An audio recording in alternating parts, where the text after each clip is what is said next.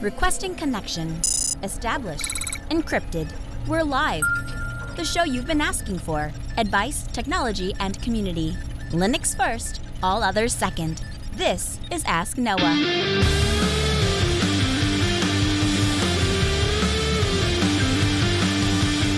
Live from Altispeed Technologies, the Ask Noah show starts right now. This is the show where we came to do all the things on Linux they said couldn't be done and take your questions on how to do the same. The phone lines are open this hour. To be a part of the program, it is a free call, 1-855-450-NOAH. That's 1-855-450-6624, or send an email to live@asknoahshow.com. My name is Noah Chalaya. I am your host. Delighted to be here with you as another episode of the Ask Noah show kicks off this hour. Joining me, my co-host, Mr. Steve Ovens. Welcome in, sir.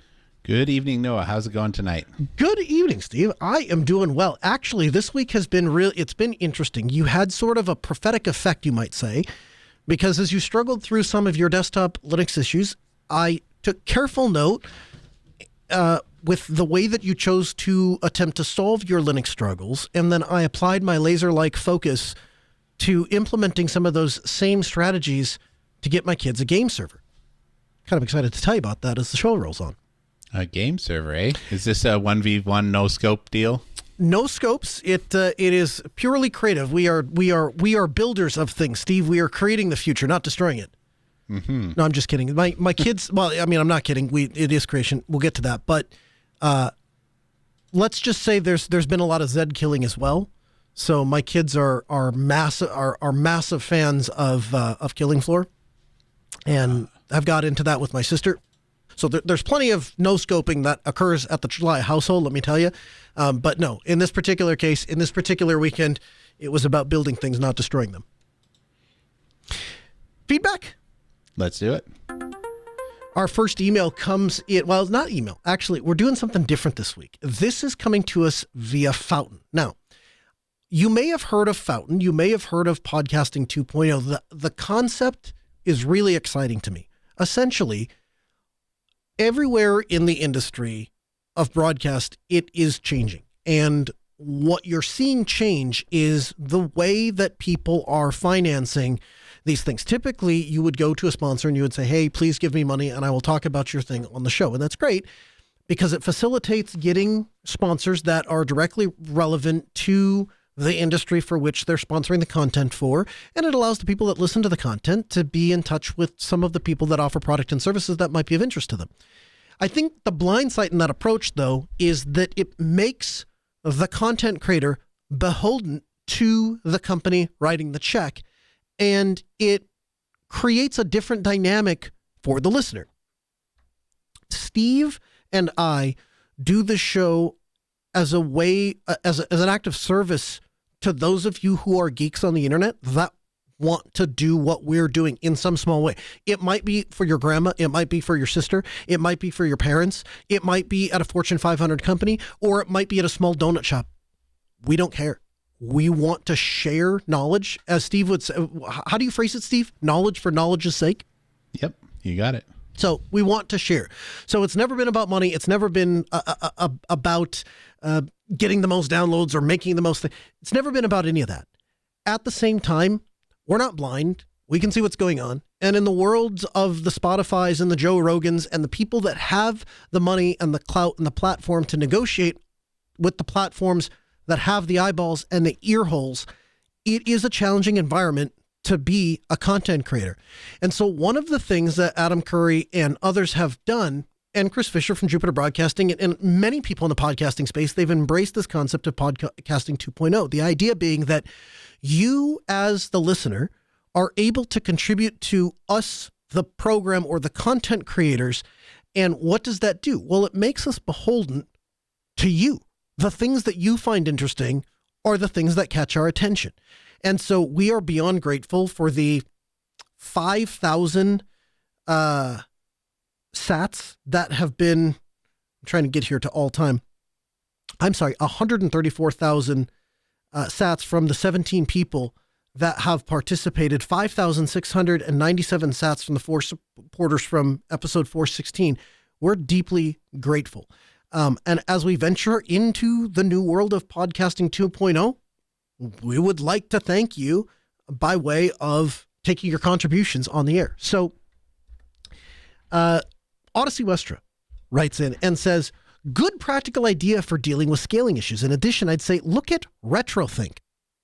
It's built specifically for converting digital HDMI analog into digital HDMI signals. So, Steve, I think this is in reference to we were talking in an episode, in fact, a couple of them, where we were trying to figure out how to get around some of the HDMI copy protections if you wanted to record it. And so I took a look at the RetroThink.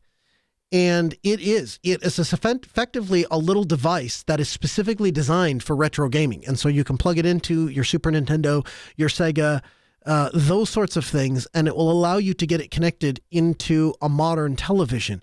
So I wasn't aware of the RetroThink, but this is a really cool device if you're into retro gaming, which I am from the standpoint that I have not one, not two, but I have 3 Nintendo 64s that I have thrift shopped and or eBayed. Looks like they got another one, too, called the Retro RGB. I'll have to look and see what the difference is. But this is very, very cool. We appreciate your support and you listening to us on Fountain.fm. You can download the app. And we appreciate you contributing through Fountain via Sats.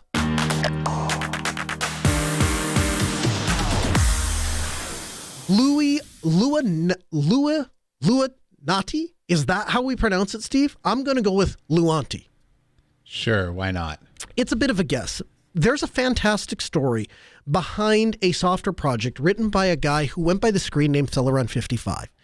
And he sat down and looked at the amount of money that Microsoft paid Mojang to purchase the company as well as Minecraft, a very popular creation app. And that $2.5 billion sale was only possible because there was only one person and one person only that had the source code from Minecraft, and that was Mojang. And so Microsoft was willing to pay them $2.5 billion to get access to that source code. And a guy who went by the screen name Celeron55 looked at it and went, you know what would be really interesting? It'd be really interesting to dig under the hood and explore the mystery of how a game like this works under the hood, where you have a world and you can build things via blocks. And so he started a test project called Minetest-C55. Minetest, because he was going to test what it was like to build a game like Minecraft, and his screen name, Celeron55-C55. Since that time, Minetest, as it's become known, has exploded in popularity. Now, Steve, one of the many times that this is actually a while ago, we came down to South Dakota and we were having a conversation, and you picked up a conversation with my son in which he essentially told you, I don't like Minetest, I like Minecraft. And when you pushed him as to why, there wasn't much of an answer. Sometimes that's the way it goes. You know, little Noah in particular, he's got a very well thought opinion most of the time, which is why I pushed him, because I found it surprising that he defaulted to the very normal answer of, I don't know, I just think it's better. But in this case, it turns out that it was largely because of a lack of exposure as opposed to a specific thing. I think at the time it was sort of related to his peer group having a good grasp of Minecraft and, you know, being part of the community, I suppose, in a broader sense, as opposed to like an actual, I'm going to break down what I actually like about the game. Yep, I think 100%. I think the people that he followed on YouTube, I think the friends that he was, I think all that played a role. It's interesting how his opinion has shifted. So effectively what happened in our house was Microsoft came out with a rule, and they said you have to have a Microsoft account to be able to continue to play. Now, here's the thing. They had Mojang accounts because they purchased the software with their own money, I might add, from Mojang. When it went to Microsoft, we told them we're not signing up for it. We don't have a Microsoft account, and we're not signing up for one. So if you can continue to use your thing from Mojang, the account that you've created, but when that runs its course, we're not doing this. And they were largely on board with it. I mean, I don't think any of our kids really jumped at we have to do this or we want to do this or whatever. They just kind of let it go. But there was definitely a hole by way of they had this game that they liked playing. And so slowly they started moving into, at the time, Minetest. It has since taken off to where they spend a tremendous amount of time and a tremendous amount of effort. My daughter has gotten into designing objects in Krita and then coding them to be used as little add-ons and little things. My son has gotten into designing weapons for inside of Minecraft and different swords that do different damages and all the things. And so it's been a really encouraging process to watch how young people respond when they're given access to the technology and then just kind of allowed to explore. And that's been really exciting. So it came as no surprise to me when Luanti looked over and said, this game has evolved beyond trying to clone Minecraft. It's no longer about that. It hasn't been about that for a long time. In fact, what we have now is an open source engine based on Lua. So it's incredibly approachable to anybody who wants to explore it and wants to do things with it. And indeed, the games and the mods that have sprung up around Luanti are so much more robust and have exceeded so far beyond Minecraft then Mineclone that we need a name change. And so they spent a good year. And after a year, they ultimately decided that there was a reason they were going to change the name. And the reason for that was the original name. It relates to a guy that was trying to test something. He was trying to see if something works. It was a dude on the internet that wanted to see if he could get how this game worked under the sun. Now, he accomplished that, but in doing so, he created one of the most versatile little game engines that can be used for creative world stuff. And so, after a year's worth of discussion and collecting input both externally and internally, they landed on Luanti. Luanti, so far as I understand it, is a French word meaning creation. And so the idea is that you have a Lua-based Luanti, get it? You have a Lua-based engine specifically for creation. Now, if you say to yourself, I just want Minecraft, great. You can download Voxelibre, which is my kids tell me it is almost a one-to-one clone of Minecraft. And Steve, you'll get a kick out of this. I asked them, give me the nitty gritty, like what is different? And the answer I got is at the end, the Ender Dragon or the ending of the game is much more elaborate and the structures are bigger and all the things. And the only other thing is the texture pack is different. However, Minecraft puts up the transparent PNGs or SVGs of their textures on the internet. And so while there's no texture pack that directly rips off Minecraft, if your kids are able and willing to do so, they may or may not have downloaded, I'm not admitting to this on the air, they may or may not have downloaded all of the assets and put them into a texture pack and then added them onto Voxelibre. So you have Voxelibre, which is essentially, it's formerly Mineclone 2. So what that is you've got Minetest, the original game. You have the engine or Luanti. So you start by installing Luanti, then you can add to that Minetest, the original game, or Voxelibre, which is effectively which used to be Mineclone 2. That is the current iteration of, if we were trying to rip off Minecraft as close as we could, what would that look like? Voxelibre. But then in addition to that, there's a bunch of other games that you can install. And that's all built onto Luanti. Now, here's another interesting thing that came up, Steve. So the name changes, and I was kind of surprised by it. And I'm like, hey, Luanti, what is this Luanti? When did that change? And my daughter goes, like 10 days ago, I noticed that they changed the name. And one of my other kids fires off, well, that's stupid. Why'd they change the name? And I'm like, you know what?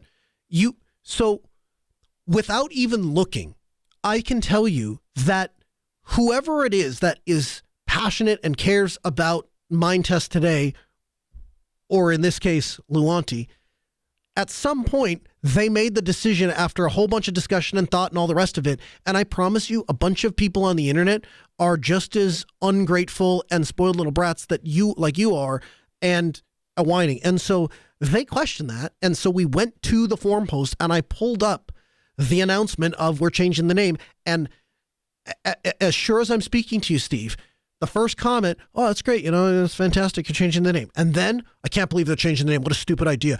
Minetest is the thing that's been around for a long time. We can't be doing that anymore. Why do we have to change the name? Everything is built around Minetest. Now you've wrecked it and the brand, and it's never going to be the same.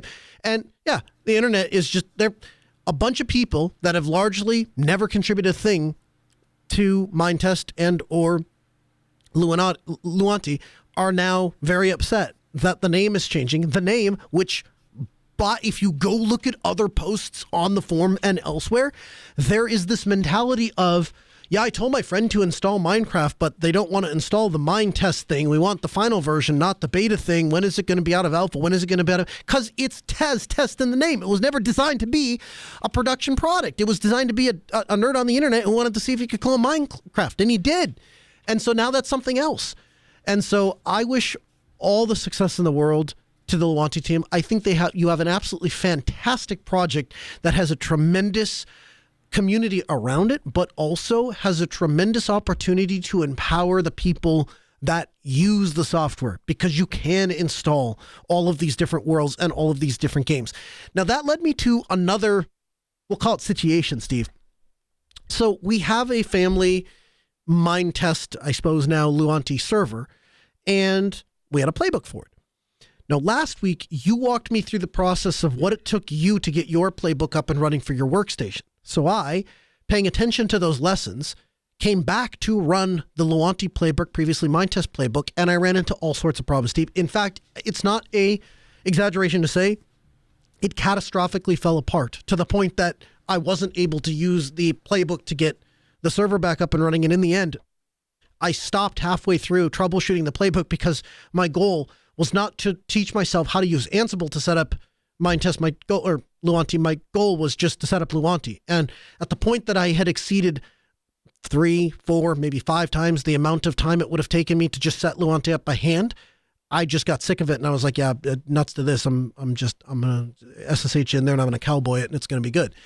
And that was the end of it. And so I guess here's my question. My first question is, when is it appropriate to automate things versus how do you make the decision when to do it by hand? You took the time to write a playbook to deploy your workstation, and at the same time, you're the guy that builds containers by hand. Explain those two things and how you draw the difference there.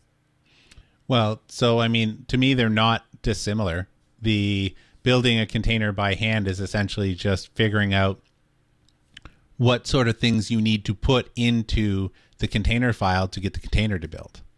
And at least for the exercise that I did, building the Ansible playbook is the same thing. It's just a different way to tackle the problem of, I need to understand this thing well enough to build it myself, and I don't want to just rely on commands that I may or may not remember. So both a container file and an Ansible playbook are just essentially an automated way of building a thing. But the only way that you can actually automate a thing is if you understand it. You've told me this before, and it's not that I didn't believe you. It's just that I didn't have the bump on my own head, if that expression makes sense, right? So I understand what you mean when you tell me those things, but I hadn't stubbed my toe enough times, or hard enough maybe, for that lesson to really sink in. But what I learned this weekend, or let me phrase it this way, what was further reinforced for me this weekend was that playbook to set up Minetest now, Luanti, was born out of the idea that, let's face it, Minetest Luanti was never really that hard to set up in the first place. It's largely installing a snap package. But it was born out of the idea that we had all of these mods that we wanted to add with it. And so it wasn't just the base package, it was all of these other things that we also wanted to come down. Skate forward a little bit, some of them were no longer maintained, but they still worked. And so we had a workaround in which we were storing the mods locally and just copying them into the game files. The playbook allowed that to happen, and it allowed a perfect mix between the stuff that was actively supported and available on the internet and the stuff that we were kind of hacking our way around. But the process for deploying the server was the same every time. So in that case, the automation was useful to me.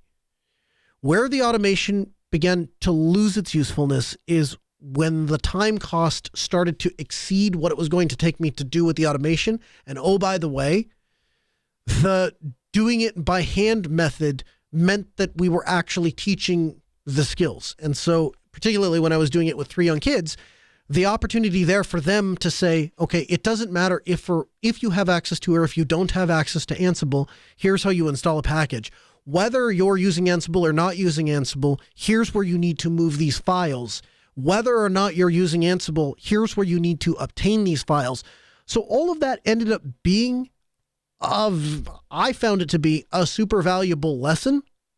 And it's interesting walking that path with open source. But the thing that was really cemented in my head this week, Steve, this myth, this idea that you're going to write automation one time and it's going to deliver the exact same thing every time is utter nonsense from the standpoint that that doesn't accurately represent how we develop software. Software is by definition a moving target. So unless we are going to take every distro, every library, every piece of software, every package, every interdependency, and statically lock them across the board, it's not there. It's not going to be the way that we get the same thing every time. It's just a tool to, when you know that you have a series of steps or you know that you want a thing to come out the other end, it allows that to be a more efficient, or let me phrase it this way, it can allow for that to happen in a more efficient, less time consuming way. But I don't. So the people that are proponents of Nix are going to be screaming right now, because that's exactly like they maintain their build cache going back I don't know how many years, so that you could get every version of everything dialed in so that it is reproducible down to, you know, the smallest detail. Do you think it's scalable? I don't particularly think so, because we see the same problem that we have with containers. When you lock in version numbers, generally what happens is by the time that we as humans are motivated enough to go and upgrade a package, the lift is so large. So I'll pick on myself here. I will pin a package and I will just leave it pinned for a year or more.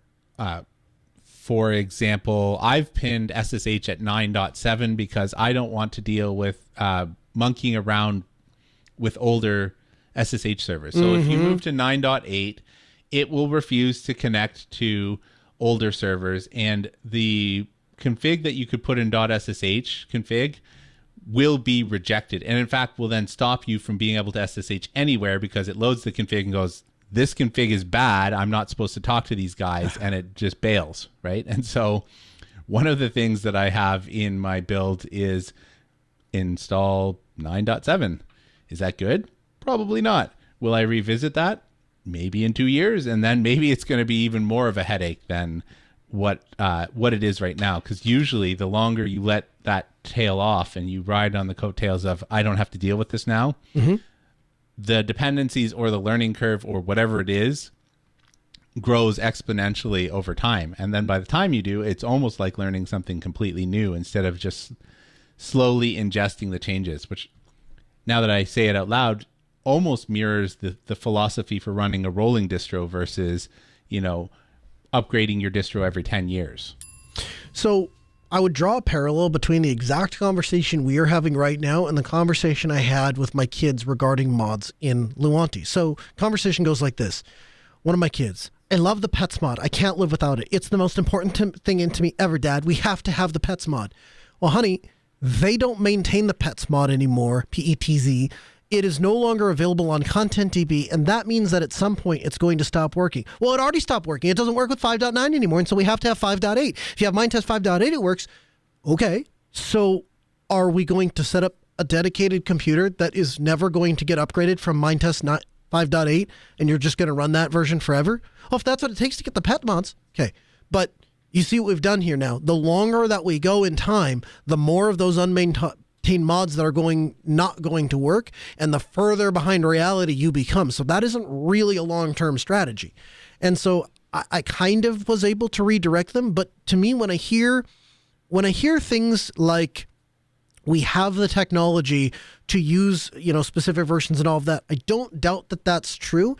I just think it works around the problem of software development and not with it, from the standpoint that if the software developers are never going to stop developing their thing. They're never going to stop fixing things. And so what you solve with one side of the spoon, you create a problem with the other side, right? So we pin this thing, and as you're perfectly illustrating with your SSH example, yeah, you're able to connect to all of these older things because they worked, and it did work and continues to work. But you're now opening yourself up to all of the new advancements and all of the new security mitigations that come in with the newest version of SSH. And so it's always going to be a moving target. There's never going to be a time where now we've got SSH on lock and it's going to work with everything. No, because by then there'll be newer things that come out. And so I like the idea. I think it makes all the sense in the world. And Twice on Sunday, when you're talking about producing environments for doing software development or highly restrictive and or demanding environments where you got to have the exact same thing every single time for compliance and or for safety and or for, if you're dealing with automation or you're dealing with, certainly when you're getting into the automotive space or airlines, anything, missions to go to the moon or to Mars, anything that is, you have one job and you just got to do the job right. That's where I think things like Nix make all the sense in the world, and you should completely do that. I question if that's the way the average human being is going to consume and or use software. And maybe, and I'll admit this, maybe that's just my short-sightedness. Maybe that's my curmudgeon stick in the mud. This is the way we did software, Steve, for 30 years and not changing now. There's no reason. It's the way we've always done it. It's the way I can do it in the future. And you build a package, you give me a binary, and I'm going to / run that stuff, and then it'll execute the code on my computer. And if it doesn't work, it's because the versioning's wrong. We'll get the right version, then I'll run it again. You see? It's possible and just outdated. Maybe. I think that there's a balance between learning something new and moving forward with what you're doing. So I have been, let's say, Nix curious.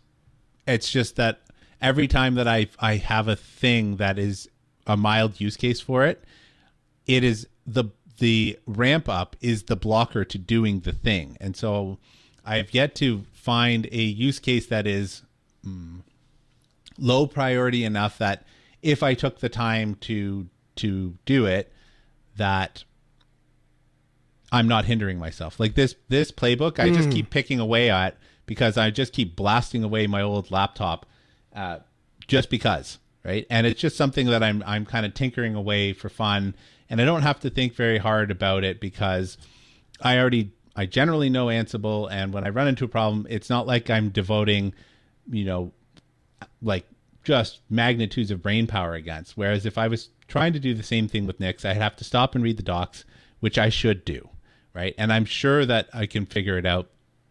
But I also understand that there is a challenge with the documentation with Nix at being a community project.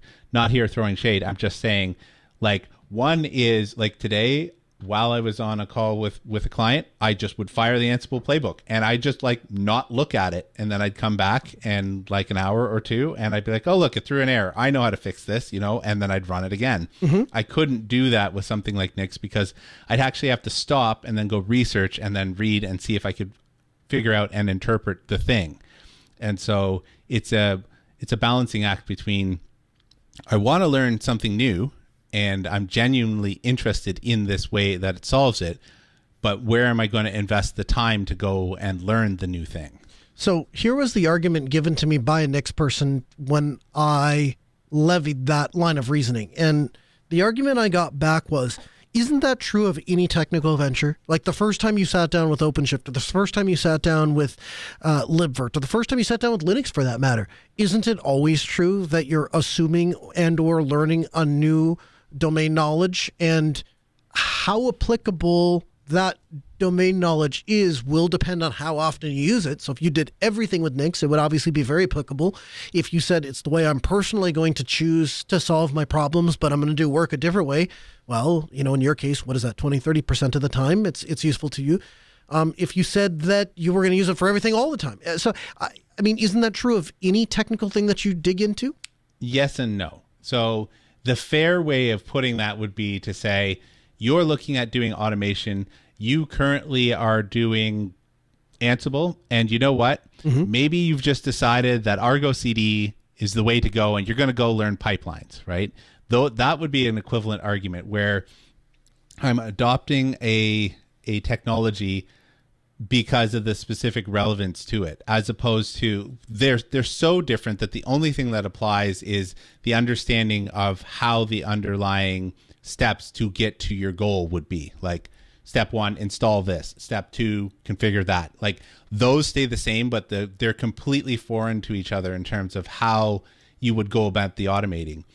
So when we're talking about, hey, I need to jump to something like Nix, I have to completely rewrite my brain. It stores things differently. It does things differently. It doesn't like, there's no basis of knowledge that I can leverage aside from generic Linux understanding that will give me a boost. Whereas when I am adopting something new, for example, Ansible runs on Python, and I already knew how YAML files worked. And, you know, I understand the process of like variable substitution because of a thing that I did before. So that scale up becomes, how do I do this in this new language, as opposed to that might be the wrong question depending on how the thing you're trying to learn operates, right? Okay. So here, the thing that I've learned dealing with clients is that when you answer the question they have directly, instead of asking them what they're trying to do, they can get themselves in a bad way because they're making a translation from the thing that they know and trying to apply it to a new methodology. So really easy way to understand this is clients will have an old way of doing things that they did when in RHEL 5. And they come to you and they say, how do I do this in this new version or in a container? And you could answer the question, or you could find out what they're trying to do and say, oh, you know what? You don't actually have to monkey around with SE Linux policies when you're running inside of a container. You should use security context, and here's what it is. Now, I could tell them how to solve that with SE Linux, but that doesn't help them, right? Because they're coming in with that pointed question. And so the same principle kind of applies when you're shifting paradigms from the, I'll say, quote, standard Unix way of doing things to the way that Nix does it. I would be asking, and I would be asking the wrong question. And then I might spend hours searching the wrong thing and not finding an answer and getting frustrated, not understanding that I'm asking the wrong question. Right? If it was you and I, and you're a Nix expert, and I can ask you questions, that's a different thing because there's feedback loop. Yes. And yes, there are LLMs that might be able to play that role somewhat, but they're often not redirecting you. So you can either just do a general search or whatever, and those searches will yield something or not, but they're not going to necessarily tell you that you're going down the wrong path. Yeah, it doesn't exercise judgment. And so, in fact, I find the LLM example to be somewhat egregious from the standpoint that it directly contradicts exactly what you were talking about, right? An LLM doesn't have the foresight, or maybe that's being too harsh, but I suspect it wouldn't have the foresight to be able to make the judgment, hey, this person is asking me this question, but they don't really want the answer to this. They really are frustrated about something else. Let's find out what that is and let's help them solve that problem, which is something you as an architect are capable of doing. Maybe the LLM isn't, or maybe I'm not giving enough credit to the LLM. No, I mean, so I'll give you a direct example that should help solidify this. So I was working with Ignition files, and an Ignition file is basically like a Kickstart file or a sysprep file or something like that for CoreOS, okay? What I was trying to do was I was trying to figure out what are the kernel parameters that I need in order to specify a static IP for an interface that I didn't know the name of. Because of the way that the naming convention works, I couldn't predict what the name of this interface is going to be. On a one-off thing, you just go log into the box, or, you know, whatever. You take a peek at the screen when it logged in. But when you're trying to figure out how do I do this automation at scale where you're doing tens or hundreds of boxes, that doesn't scale very well. So I was trying to figure out the workaround that I was going to do is I don't have DHCP available to me, so I need to statically set an IP that I know so that the automation can log into that IP, go get the interface names on that box, and then come back to me, like which one got picked up as a bond, or which one got named EN versus like some other naming convention sort of thing, right? So I'm chatting with the LLM, trying to get this information out of it, and it kept coming back with, oh, well, you need to like pass in this file so it'll create a file and do a thing. But that's not what I wanted.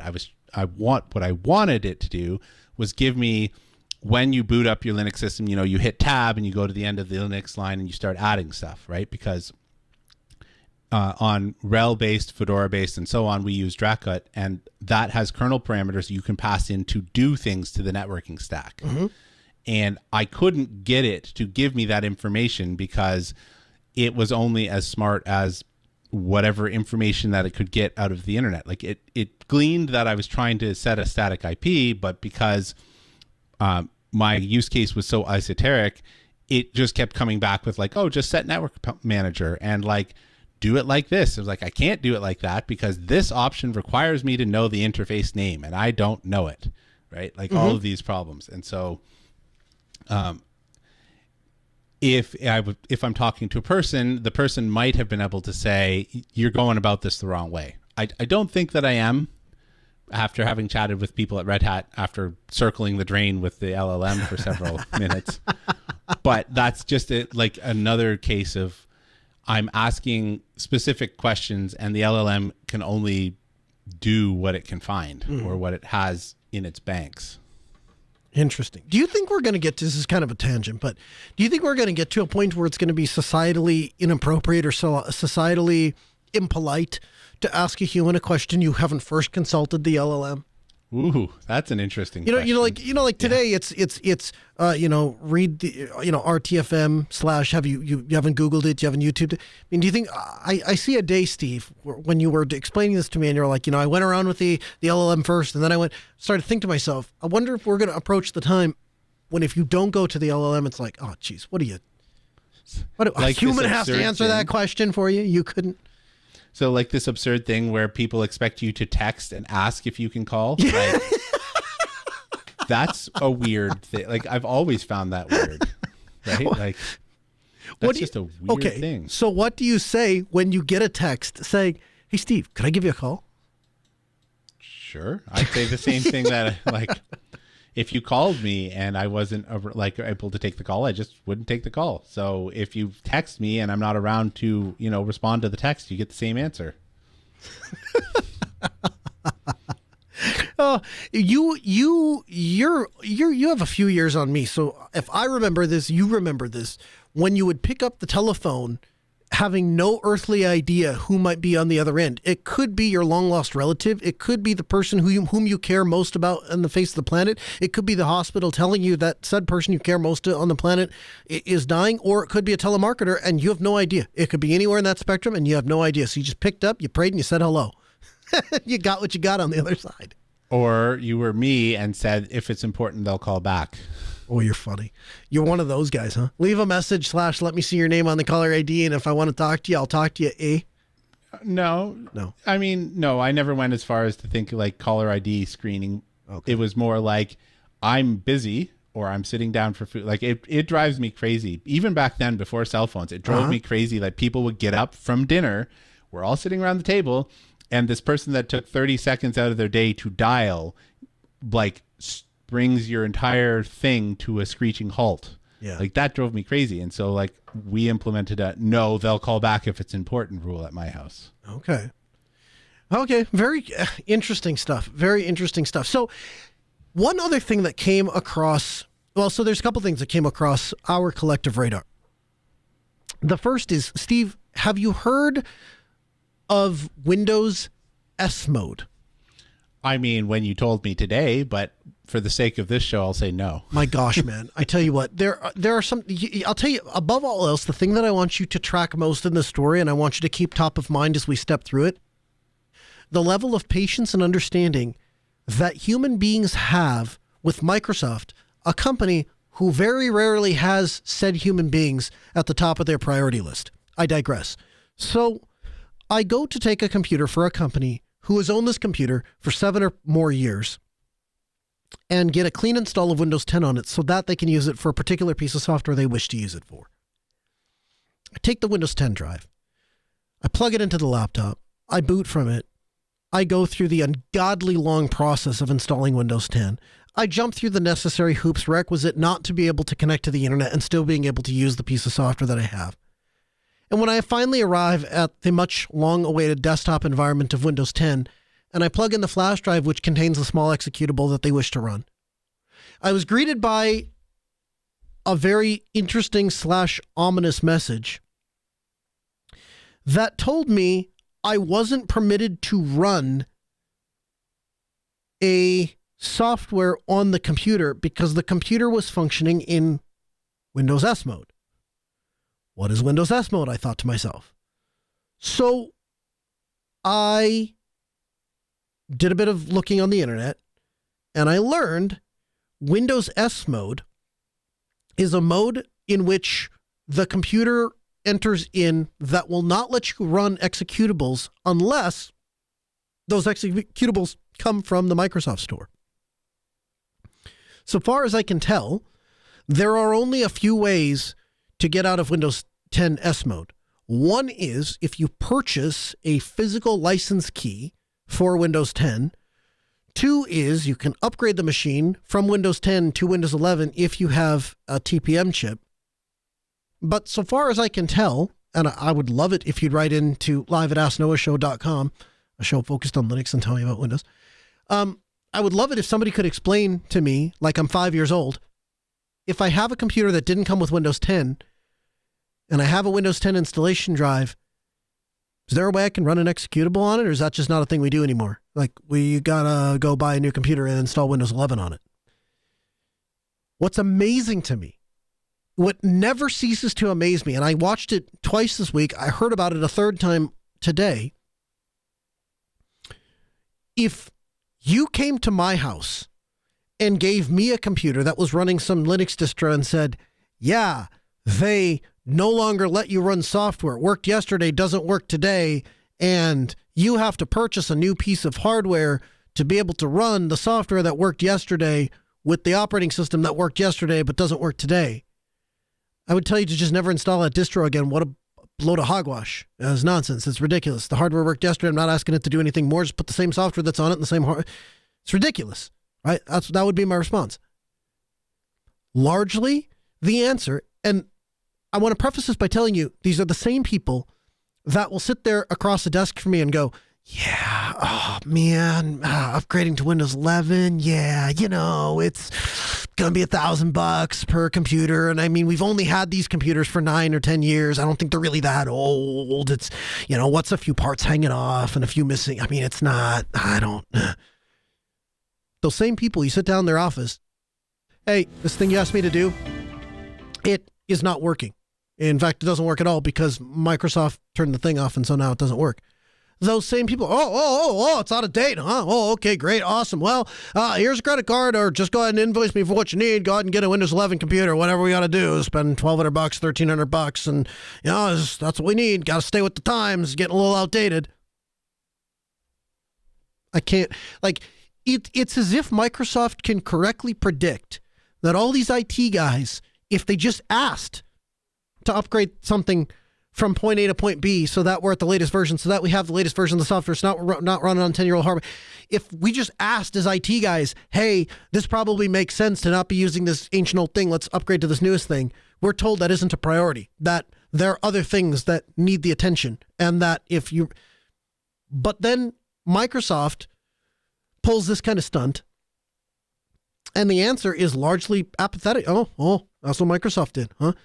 Monday, I wake up to an Office 365 outage. Now, mind you, this comes hot on the heels of this Luanti rebrand and some of the issues that I had at the playbook and all that, right?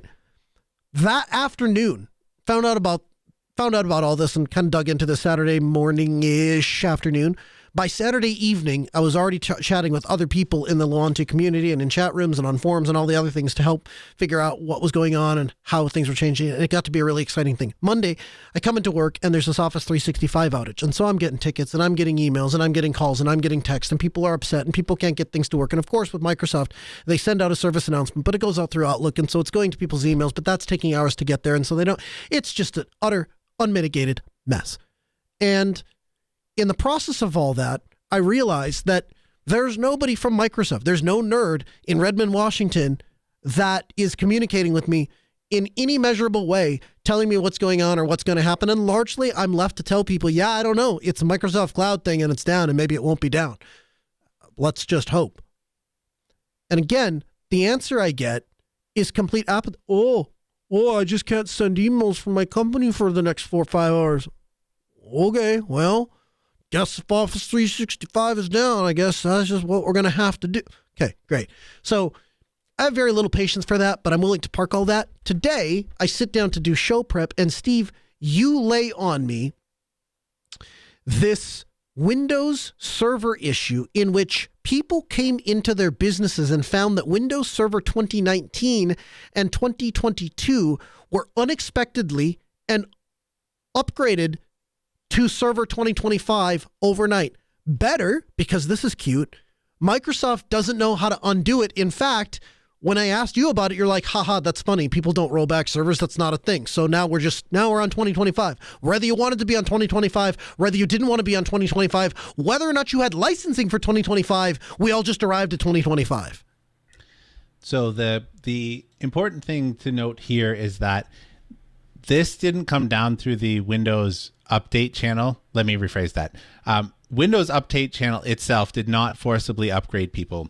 What happened, as far as I understand, was there was some confusion between tagging and metadata that flagged the upgrade from whatever version you're on to Windows 2025 as a security update.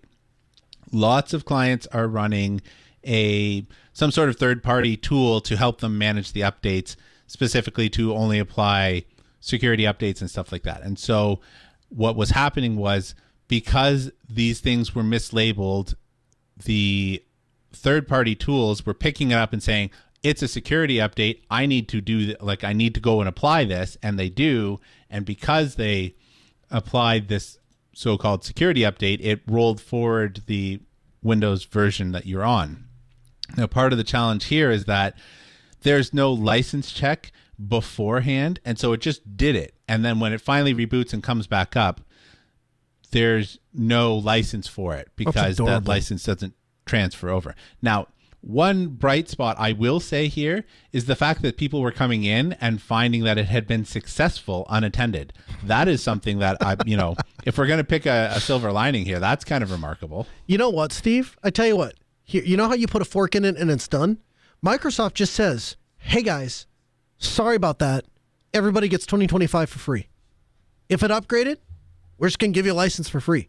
Whatever you need, we're going to take care of you because we're Microsoft and we can afford to do that. And look at how great the upgrade process is. It costs you no problems. But now that you're stuck on here and there's no way to go back, here's a free 2025 license. What do you think? Maybe for 6 months? If even. I feel like we wouldn't even get that far. Anyway, all that to say, the reason we highlight that, because there's going to be somebody out there, Steve, they go, why are they talking about Windows on a Linux show? I thought this was Linux, and they were going to talk about Linux, and I don't understand why you're talking about Windows Desktop and Windows 10 S Mode and Windows Server.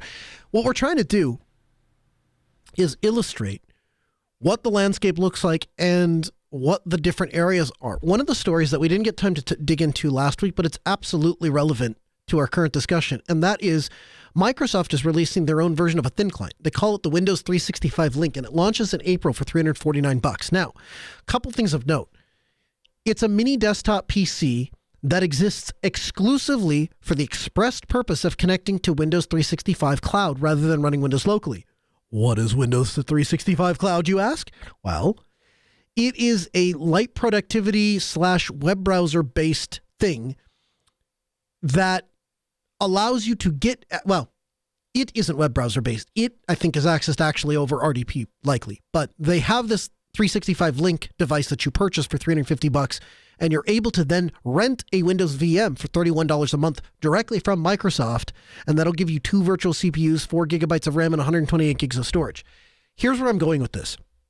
So the first thing is, this little Microsoft 365 Link supports 2 4K monitors. Steve, didn't you tell me last week you were struggling with 3 monitors? I mean, that's what the theory I was running on. Did you not also tell me that you were struggling with scaling or have struggled with scaling? No, I've never had any kind of issues with the monitors being funky unless I was plugging in a TV that wasn't what is it called? The EID? Is that what it's called? Not reporting itself correctly to the operating system. I've had that issue, but that's plugging a TV into it and trying to use it like a monitor, and I'm kind of forgiving on that. But yeah, for the actual monitor, no problems. Okay, so good. So what that means is the desktop Linux experience is at least on par, if not above, the Microsoft ThinLink. But here's what this tells me. Microsoft doesn't even believe in their own future or their own product. They're pushing people off of Windows 10. Part of that, sure, it's old. I get it. But there is nothing technically stopping Microsoft from issuing updates for Windows 10 in perpetuity, which, by the way, was what they said they were going to do back when they released Windows 10. I digress. The reason that Microsoft is continuing to push down this track is they can see the future too. And here's what the future looks like.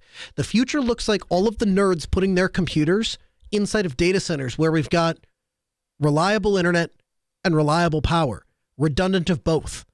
You, the consumer of the product for which we, the nerds, provide for you, will consume that product via the internet in whatever browser and or consumption device we find applicable to you.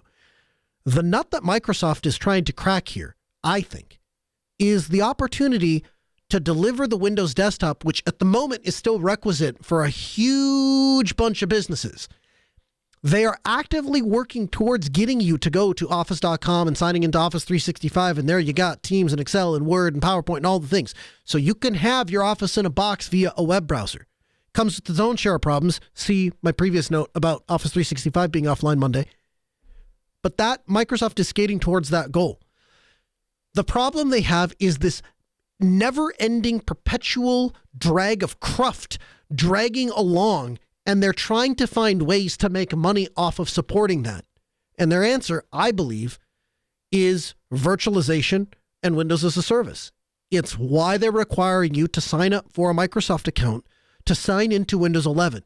You can purchase a computer today and you're functionally unable to use it unless you have an internet connection that you can log into your Microsoft account. If you buy a MacBook and you wish to reinstall the operating system on your MacBook and you boot into the recovery mode, they are going to have to require you to have an internet connection to go download the latest copy of macOS before you can install it. So there are less options today than there have ever been for buying a piece of hardware, loading a piece of software, and working on it. The silver lining, if there was one, is as the nerds put all of their stuff in the data center on computers, I got news for you. It ain't running on Windows. Heck, even Microsoft's products aren't running on Windows. The vast majority of Azure is running on Linux. Why? Because it allows the nerds to leverage the container technology, the reliability, the modularization, all of the various different components to come together to provide a cohesive, reliable, sustainable, and reproducible system.